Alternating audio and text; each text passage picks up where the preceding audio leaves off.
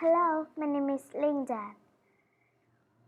Today I'm telling you the book Abigail Adams, written by Kara Fried.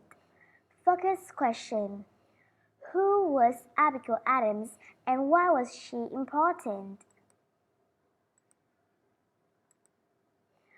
Who was Abigail Adams? In the mid-1700s, most women in North America spent their life caring for their husbands, children, and home. Abigail Adams lived a different sort of life. She ran a farm and raised her children mostly by herself. She also helped shape the United States' first years as a new country. Early years. Abigail was born on November 11, 1744 in Massachusetts. At the time, Massachusetts was one of the 13 American colonies which belonged to Great Britain. Abigail did not go to school. Most girls were not allowed to at that time. Instead, Abigail's mother, Elizabeth, taught her to read and write at home. Abigail was a smart girl who loved to read. She learned about the world by reading her father's many books. Abigail married John Adams on October 25, 1764. They lived on a small farm that had been in John's family for many years. John worked as a lawyer, and Abigail managed the farm and the money. In 1768, they moved to Boston so John's law business could be better. John was often away from home because of his work. The Adams family. Abigail and John's children helped with chores on the family farm. Their oldest son, John Quincy R. Adams, became the 6th President of the United States. War with Great Britain. Soon after Abigail and John were married, Great Britain began to treat the colonies unfairly. People had to pay many high taxes.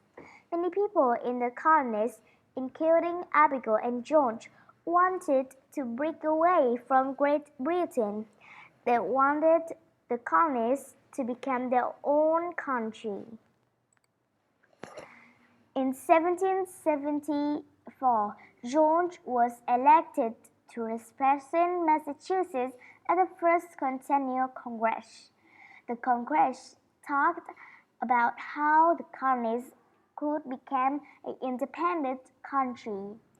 Abigail stayed home while John was away. She ran the farm and taught the children. A woman running a business was not common in those days. She hired people and bought land in John's name. Women could not buy land on their own.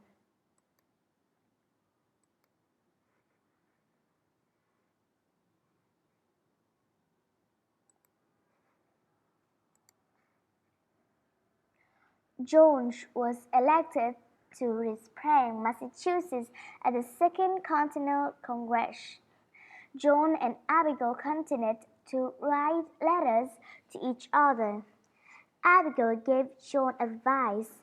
Her letters helped tell the Congress how people in the country thought and felt. The leaders listened to what her had to say. In 1775, the Congress declared the colonies' independence from Britain, but the war would not end until 1781. After the war, the colonies won the war and finally became an independent country. George Washington was elected the first President of the United States in 1789. and George became the first vice president. George and Abigail moved to Philadelphia, which was the capital at the time. Abigail did not like the capital and soon moved back to the farm. Abigail and John continued to send letters.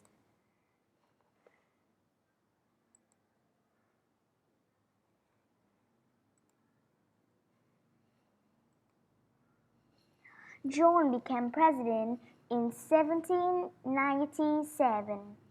As First Lady, Abigail gave her husband advice on many things. She spoke out against slavery.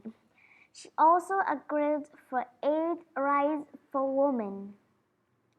Some people in the government did not like that John listened so much to Abigail's advice. They sometimes called her Mrs. President. Abigail never stopped talking about what she believed.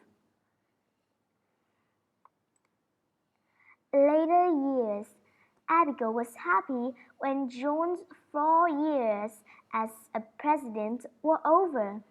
She wanted to go back to their farm and live a quiet life. Abigail was sick during many her later years. She died at home on October 28, 1818. Abigail Adams was a smart, strong woman whose ideas were important to the birth of the United States. She showed the world that the First Lady can speak up and work for important causes. Her amazing life and work are still remembered today. The end. Conclusion. Writing and art. Write a letter to a friend discussing the future of the United States and ideas for making it a better place. Social studies. Make a timeline of Abigail Adams' life. Insert 3 dates and at least 5 important events. Share your timeline with a partner. Thanks for watching. Bye bye.